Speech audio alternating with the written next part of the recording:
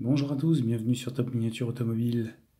Aujourd'hui on va parler prototype avec un modèle qui est sorti chez Norev il y a une quinzaine d'années à peu près. C'est le GT by Citroën. Très beau prototype sorti par Citroën et de mémoire il me semble que c'était à l'occasion du jeu Gran Turismo. Si je ne me trompe pas, oui c'est le symbole que vous avez sur le capot. Voilà, c'est bien ça. C'est le modèle qui apparaît dans le jeu Gran Turismo chez Norev, donc sorti chez Citroën en 2011. Alors là il est encore dans la boîte, fermé complet, je vais le sortir. Je vais faire une petite pause, le temps de le sortir de la boîte. Il y a même encore le prix dessus, vous voyez. Et on va détailler ça ensemble. Donc là, je vous laisse le temps de la sortir.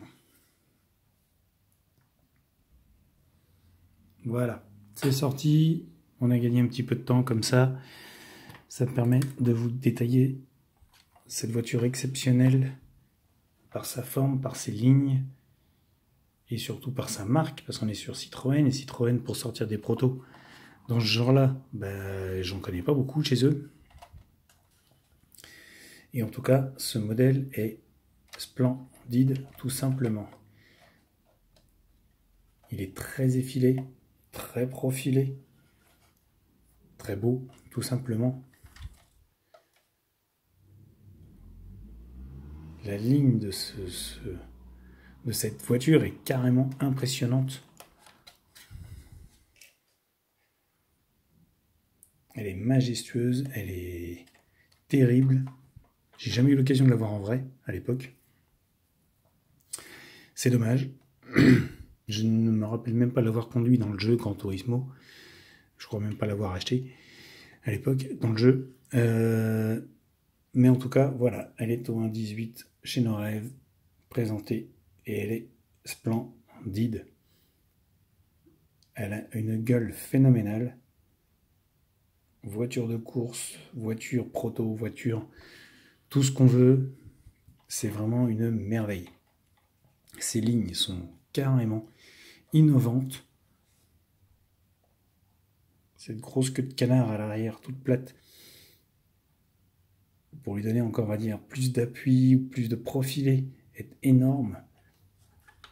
Et ce gros extracteur d'air à l'arrière, quand je dis gros, c'est qu'il est vraiment énorme, est splendide. C'est une voiture d'exception vraiment. La ligne est vraiment mise en valeur, vous avez des petits rétroviseurs comme ça, là, vraiment repliés sur eux-mêmes, qui donnent un look encore plus futuriste et fantastique. Mais alors, le détail vraiment intéressant sur cette voiture, c'est l'avantage d'avoir un petit peu d'ongle, c'est vous ouvrez les portes en élytre, en y allant doucement, voilà, sans forcer. Et là, vous avez une voiture vraiment magnifique. Regardez-moi cet intérieur. Et là, on voit bien le travail futuriste qui avait été fait chez Citroën à l'époque pour rendre cette voiture inimitable. Les panneaux de porte, regardez les panneaux de porte, on voit la finition qui est très très très réussie. Petit volant carré. Alors, les roues tournent légèrement et le volant suit tant bien que mal. C'est pas fait pour. Personnellement, pour moi, cette voiture, elle est faite pour rester en vitrine dans cette position et point barre.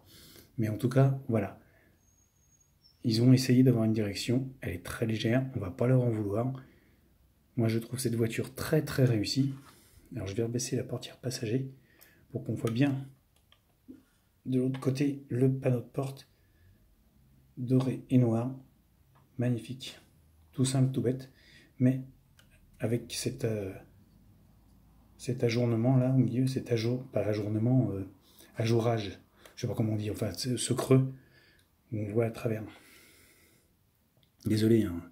quelques lacunes en français des fois, ça fait ça. Bon bref, vous avez compris. Donc c'est une voiture de place, comme vous avez pu le voir. Voilà le gros tableau de bord, qui est magnifique. Et on va rouvrir donc la porte passager pour voir ce que ça donne de ce côté-là. Avec cette grosse partie dorée, magnifique.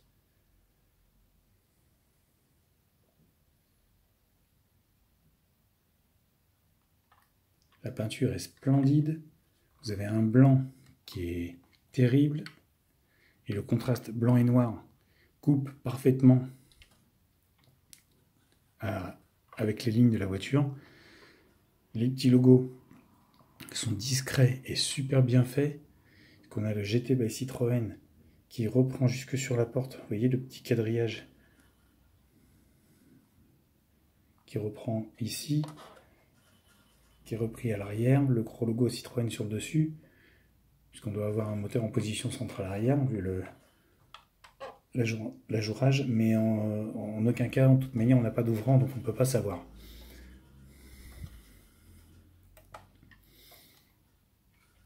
Et vous avez vu le prix tout à l'heure, 45 € pour du Norev à l'époque. Je ne vais pas dire c'était donné, mais si. Voilà. Je pense qu'on en trouve encore un petit peu quand même d'occasion. Des gens qui s'en séparent et qui les revendent, on peut en trouver encore. Alors par contre, je pense pas qu'on les y trouve encore à 45 €. J'ai jamais cherché à dire vrai, puisque bon, elle est là. Mais en tout cas, pour ceux qui la veulent, je sais qu'on la trouve encore. Parcourant fréquemment les sites comme Le Bon Coin et eBay, on arrive à en trouver. Regardez-moi ces lignes de feu arrière splendides. Ces grosses ouïes d'aération magnifiquement reproduites, que ce soit au-dessus ou en dessous la ligne, c'est vraiment terrible. Qui aurait pu croire un jour, quand Citroën a sorti ce modèle, qu'ils allaient faire un modèle comme ceci. Même si c'est resté qu'un proto, eh ben, respect à Citroën sur ce modèle-là. On a vraiment un très beau modèle. Vous voyez les feux avant, c'est pareil, LED, discret, fin. Là, on a sur les ouïes d'aération, vous voyez, elles sont vraiment creusées, parce qu'on voit le pneu tourner derrière les ouïes d'aération. Il n'y a rien à dire, vraiment. Norev a sorti une voiture magnifique. Citroën a donné l'occasion à Norev de sortir une voiture magnifique. Rien à dire là-dessus.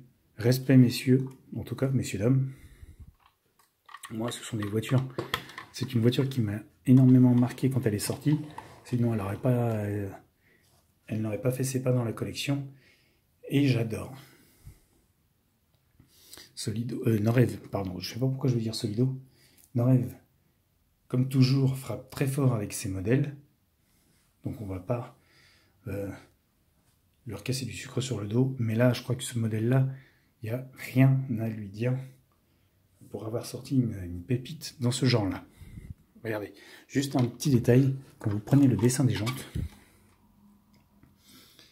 avec les disques derrière et les étriers, c'est magnifique, il n'y a rien à dire. En blanc et gris comme ça, c'est terrible. Alors bien sûr, on est sur un axe rigide pour l'arrière, comme vous pouvez le voir, quand vous tournez la roue droite, la roue gauche tourne également. Pas grave. Pas grave. Ça compense avec les détails de la voiture, tout simplement. Pour 45 € à l'époque chez Norev, moi je dis respect. En tout cas les amis, je vais vous laisser détailler cette voiture. N'hésitez pas à me laisser vos commentaires. Ceux qui ne sont pas encore abonnés, vous attendez quoi les enfants? Allez-y, je vous attends, vous êtes les bienvenus. Et sur ce, je vous laisse et je vous dis à bientôt pour une nouvelle vidéo.